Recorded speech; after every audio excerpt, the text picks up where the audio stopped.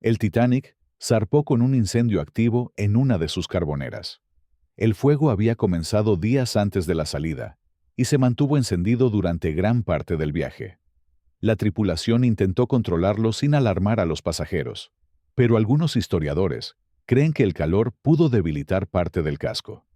El casco del Titanic tenía más de 3 millones de remaches, y no todos eran del mismo material. En algunas zonas se usaron remaches de hierro forjado, más frágiles que los de acero, lo que pudo facilitar que se soltaran con el impacto. 3. El iceberg que lo hundió probablemente era negro, no blanco. Los icebergs antiguos pierden aire atrapado y se vuelven oscuros, lo que los hace casi invisibles en noches sin luna. 4. El Titanic nunca tuvo binoculares en el puesto de vigía. Habían quedado bajo llave en Southampton, y el oficial que tenía la llave fue removido del viaje a último momento. El Titanic no fue solamente un barco. Fue el reflejo de una época que creía haber conquistado la naturaleza, una era en la que el progreso tecnológico parecía no tener límites, y donde la confianza humana superaba cualquier advertencia. A principios del siglo XX, cruzar el Atlántico era más que un viaje. Era una declaración de estatus, de esperanza o de ambición. Y ningún barco simbolizó mejor ese espíritu que el Titanic. La White Star Line no buscaba construir el barco más rápido del mundo, sino el más impresionante.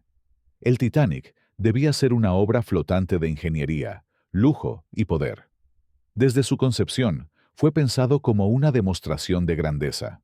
El tamaño colosal, los interiores inspirados en palacios europeos, la estabilidad prometida por sus compartimentos estancos. Todo estaba diseñado para transmitir una sola idea: seguridad absoluta. Aunque con el tiempo se le llamó insumergible, ese término nunca fue usado oficialmente por la naviera. Sin embargo, la forma en que ingenieros, tripulación y prensa hablaban del barco dejó esa impresión grabada en la mente colectiva. Los pasajeros subieron a bordo convencidos de que nada podía salir mal. Esa confianza sería uno de los factores más peligrosos del viaje. El Titanic formaba parte de una trilogía de gigantes del océano junto con el Olympic y el Britannic. Eran barcos hermanos, similares en diseño, pero cada uno tenía ajustes y mejoras. El Titanic, en particular, incorporaba cambios derivados de la experiencia previa del Olympic, lo que reforzó aún más la sensación de que se trataba de una nave perfeccionada.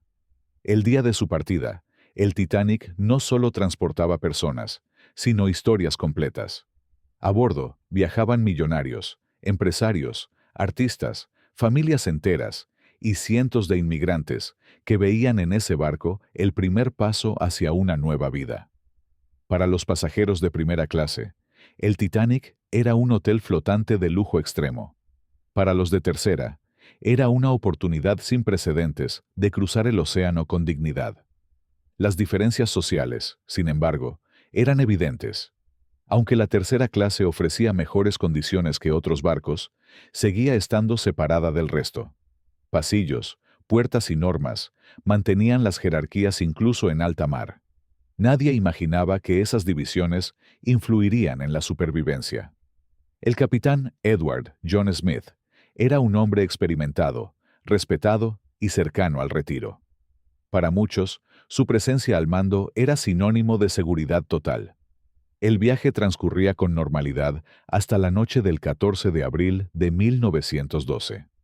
Esa noche, el Titanic recibió varios mensajes advirtiendo sobre grandes campos de hielo. Algunos llegaron tarde, otros no fueron transmitidos con urgencia. Navegar entre hielo no era algo inusual en esa ruta, y la velocidad no se redujo de forma significativa. Poco antes de la medianoche, los vigías avistaron el iceberg. La maniobra fue inmediata, pero insuficiente. El Titanic no chocó de frente. Rozó el iceberg a lo largo del costado. Ese detalle fue crucial. En lugar de un solo daño grave, se produjeron múltiples fisuras que permitieron la entrada de agua en varios compartimentos al mismo tiempo. El sistema de compartimentos estancos, considerado uno de los grandes avances del diseño, no estaba sellado hasta el techo. Cuando el agua superó cierto nivel, pasó de uno a otro. El barco estaba condenado. Al principio, muchos pasajeros no entendieron la gravedad de la situación. El Titanic seguía iluminado, la música continuaba sonando, y no había una inclinación evidente. La evacuación comenzó lentamente. Los botes salvavidas, escasos desde el inicio, comenzaron a descender al mar, muchos de ellos sin llenarse por completo. Nadie quería abandonar lo que aún parecía un lugar seguro. En la sala de radio, los operadores trabajaban sin descanso. Enviaron señales de auxilio, usando tanto el antiguo código CQD como el entonces nuevo SOS. Esos mensajes marcaron un punto de inflexión en la historia de las comunicaciones marítimas. Gracias a ellos, el mundo supo que algo terrible estaba ocurriendo en medio del Atlántico. El barco más cercano, el Californian, no respondió. Su operador de radio dormía, y las bengalas fueron malinterpretadas. En contraste, el Carpathia, que se encontraba mucho más lejos, respondió de inmediato y navegó a máxima velocidad entre el hielo, arriesgándolo todo para llegar a tiempo. Mientras tanto, a bordo del Titanic, la orquesta seguía tocando. La música no era un acto de entretenimiento, sino de contención. Ayudaba a evitar el pánico, a dar una ilusión de normalidad en medio del caos. Ese gesto quedó grabado como uno de los símbolos más poderosos de dignidad humana frente a la muerte. El agua avanzaba sin detenerse. La proa se hundía cada vez más. La famosa regla de mujeres y niños primero se aplicó de forma desigual. Algunos oficiales la siguieron estrictamente. Otros permitieron que hombres subieran a los botes si había espacio. Cada decisión, tomada en segundos, significaba vida o muerte. Poco antes de desaparecer, el Titanic se partió en dos. Durante décadas se discutió este hecho, pero el hallazgo del pecio en 1985 lo confirmó definitivamente. Desde el impacto hasta el hundimiento total pasaron menos de 3 horas. Para un barco de ese tamaño, fue un final sorprendentemente rápido. El agua del Atlántico Norte estaba por debajo del punto de congelación. Muchos de los que cayeron al mar murieron en minutos por hipotermia. Incluso quienes llevaban chalecos salvavidas no pudieron resistir el frío extremo. Tras el hundimiento, los sobrevivientes en los botes escucharon durante largo tiempo los gritos de quienes estaban en el agua. Un sonido que muchos describieron como imposible de olvidar. Cuando el Carpathia llegó, solo encontró silencio, restos flotando y pequeños botes dispersos. Rescató a poco más de 700 personas.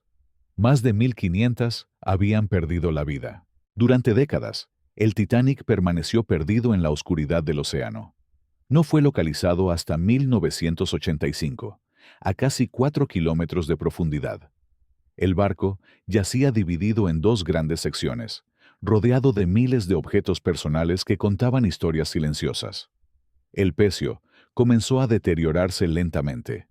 Bacterias que se alimentan del hierro fueron desintegrando la estructura, formando las llamadas rustículas. Se estima que en el futuro el Titanic desaparecerá por completo, convertido en polvo marino. El hundimiento del Titanic cambió para siempre la navegación marítima. Se modificaron leyes, se exigieron botes suficientes, vigilancia de radio constante y patrullas de hielo. Pero más allá de las normas, el Titanic marcó el fin del optimismo ciego en la tecnología. La tragedia fue seguida por la prensa mundial como nunca antes. Se convirtió en el primer desastre verdaderamente global. Con el tiempo, el cine, la literatura y los documentales transformaron su historia en un mito moderno. Más de un siglo después, el Titanic sigue siendo estudiado, analizado y recordado no solo por cómo se hundió, sino por lo que representó. Fue el punto de encuentro entre ambición, desigualdad, valentía, errores humanos y fuerza de la naturaleza. Porque al final, el Titanic no es solo un barco en el fondo del mar. Es una advertencia permanente sobre los límites del orgullo humano y un recordatorio de que, incluso en los momentos más oscuros, la historia sigue siendo profundamente humana.